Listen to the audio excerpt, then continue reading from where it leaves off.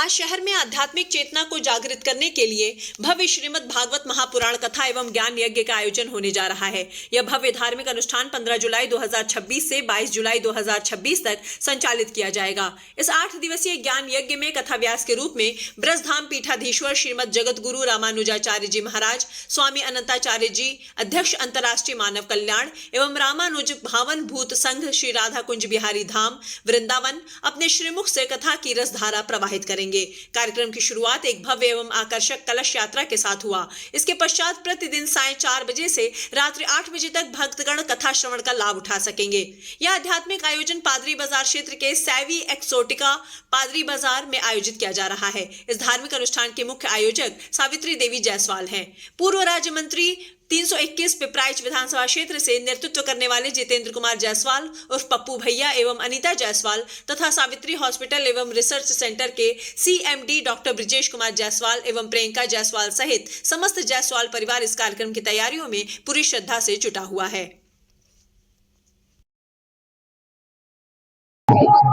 ये कार्यक्रम 7 दिन तक चलेगा। आज कलश यात्रा का कार्यक्रम है, उसके बाद अन्य कार्यक्रम यहाँ पर रोज होगा।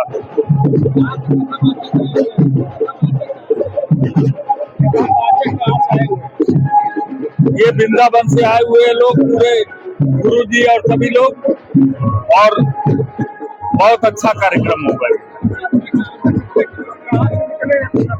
कलश यात्रा लगभग 7 किलोमीटर की भी कलश यात्रा है। हमारे ऋषि मुनियों की देन है।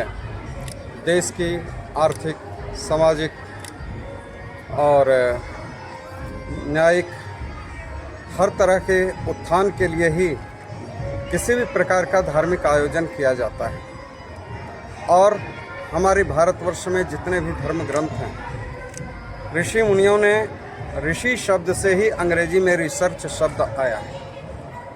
आपको आश्चर्य लगेगा, हमारे ऋषि मुनियों ने हर एक धर्म ग्रंथ में हमारी सामाजिकता का उत्थान कैसे हो, हमारी आर्थिक नीति का उत्थान कैसे हो, हमारी न्याय नीति का उत्थान कैसे हो, और हम देश में एकता और अखंडता कैसे अक्षुण्ण रख सकें, इसलिए हमारे यहाँ धर्म ग्रंथ का प्रवचन, धर्म ग्रंथ की कथा, और इसी परिप्रेक्ष्य में श्रीमद् भागवत में 12 स्कंध हुए हैं। 12 स्कंध में 12 आयाम को लेकर के ही 12 स्कंधों में 12 प्रकार के वर्णन हैं, जो 7 दिनों में आप सुनेंगे।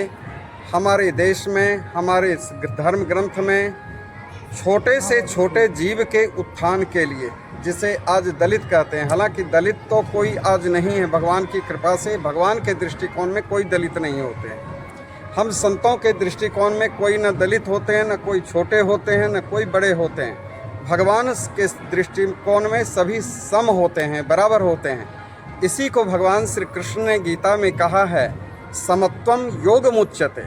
सबको समान दृष्टि से देखना ही, सुने चैवा स्वपाके च पंडिता समदर्शिना। किसी को छोटा नहीं, किसी को बड़ा नहीं, सबों को समान दृष्टि से देखना ही हमारी धर्म ग्रंथ का उद्देश्य है, हम संतों का उद्देश्य है, और समाज में समरसता की स्थापना करना ही हमारा हम संत समाज का उद्देश्य है, जिससे देश का आर्थिक, सामाजिक और हर तरह का उत्थान हो सके।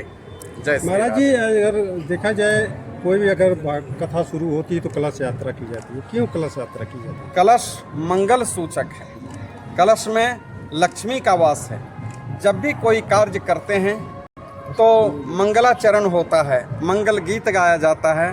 उसी प्रकार कलश से लेकर के लक्ष्मी जी समुद्र से निकली हैं। श्रीमद् भागवत के 8वें स्कंध के 8वें अध्याय के 8वें श्लोक में है, ततश्चाविर्भूत साक्षात श्री रमा भगवत्परा रंजयंती दिशा कांत्या विद्युत सौदामिनी यथा। लक्ष्मी जी कलश लेकर के निकली हैं, इसलिए कलश यात्रा इसलिए करते हैं कि लक्ष्मी जी को हम लोग मस्तक पर लेकर, लक्ष्मी जी को आगे रख करके ही कोई काम करते हैं। लक्ष्मी जी समृद्धि, ऐश्वर्य, वैभव की अधिष्ठात्री देवी हैं।